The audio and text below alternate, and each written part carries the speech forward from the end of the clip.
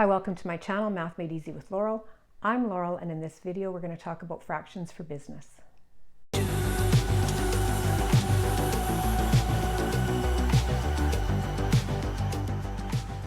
In business, you're going to encounter formulas like this, where you're going to have to evaluate this and you're going to encounter fractions. So in this video, I want to talk about some terminology first, and then we'll get into doing the simplifications of something like this. First of all, we have proper fractions, such as 3/8, and the definition of a proper fraction is that the numerator, which is the top number, is less than the bottom number, which is the denominator, so that the value of that will always be less than 1. An improper fraction is a fraction whose numerator is greater than or possibly equal to the denominator. So in other words, the value of an improper fraction will be greater than or equal to 1. A mixed number is a number that has a whole number and a fraction together, and the implied operation is plus, so 6 plus 3/7, and that might also be called a compound fraction. It's possible to change a mixed number to an improper fraction to a mixed number, but I don't think you're typically going to need to do that, so we won't worry about that in this video. A complex fraction is a fraction that has fractions in the numerator and or the denominator. So you have fractions within fractions, and we're going to take a look at how we simplify those shortly. When you're dealing with fractions, you often want to reduce fractions, so that's making them as simple as possible. So for example, if we had a fraction of 6/8, it can be reduced, and that's because there's a number that divides evenly into the numerator and the denominator that will make this fraction equal in value, but in a little simpler form. So in this case, we can divide both the numerator and the denominator by 2. And you're allowed to do that with fractions. If you're multiplying or dividing the numerator by something, as long as you multiply and divide the denominator by exactly the same thing, you're not changing the value of the fraction. So in this case, this fraction would reduce to 3/4. So that's an easier fraction to work with than 6/8. In this example, 16/24, you might notice that they're both divisible by 2, but you try to look for the largest number that divides evenly into both the numerator and the denominator. 2 divides in, so does 4, but so does 8. So we're going to pick 8 because it's the largest, and we're going to divide both the numerator and the denominator by 8 to get 2/3. So this is easier to work with than 16/24. So typically we reduce when given the opportunity. You might be asked to find equivalent fractions. So when you're doing that, you're finding a fraction that has the same value as the original fraction. It just has different numbers in the numerator and denominator, and you'll be given probably the denominator. So in this example, if we want to find an equivalent fraction to 7/8, but that has a denominator of 16, you take a look at what do you have to multiply this denominator by to get this denominator. We have to multiply by 2. So again, if we're multiplying the denominator by 2, we have to multiply the numerator by 2. So we would say that 7/8 would be equivalent to 14/16. So this is equivalent to this, but this would be reduced compared to this one. Now let's talk about how we convert fractions to decimals. In order to convert a fraction to a decimal, you simply take the numerator and divide by the denominator.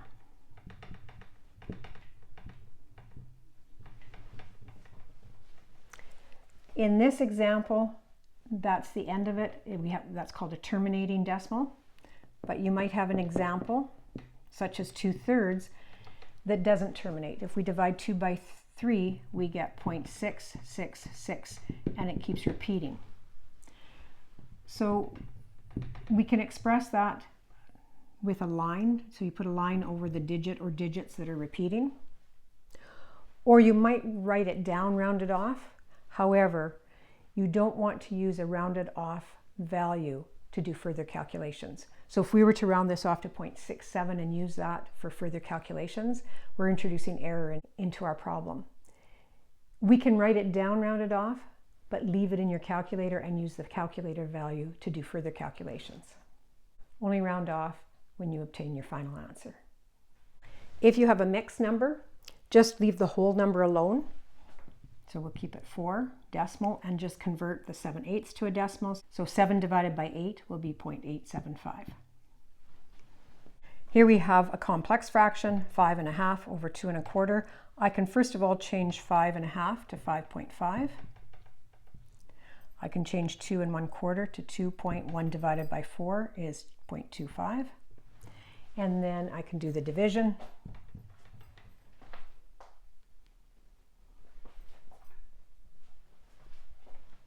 That's equal to 2.4. In my next example, I have 15 and this complex fraction 1/5 divided by 1 3/8.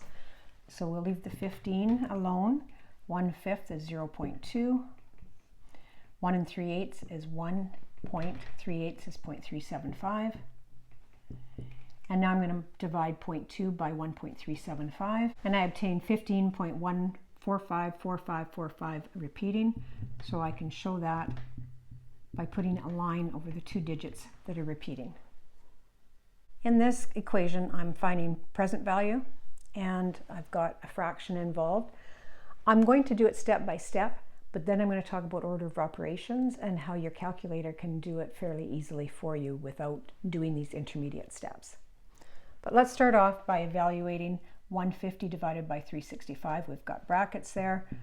We always do our brackets first.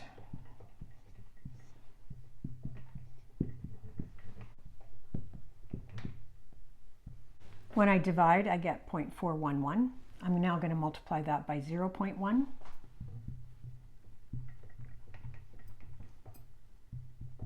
And that will be 0.0411.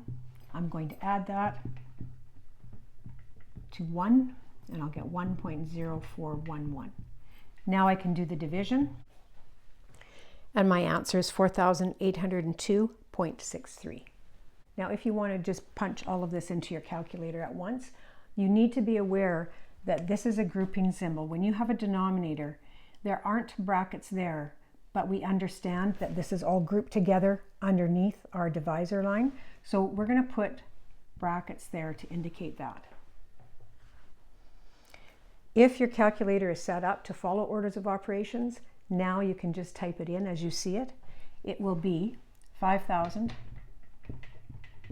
divided by bracket 1 plus 0.1.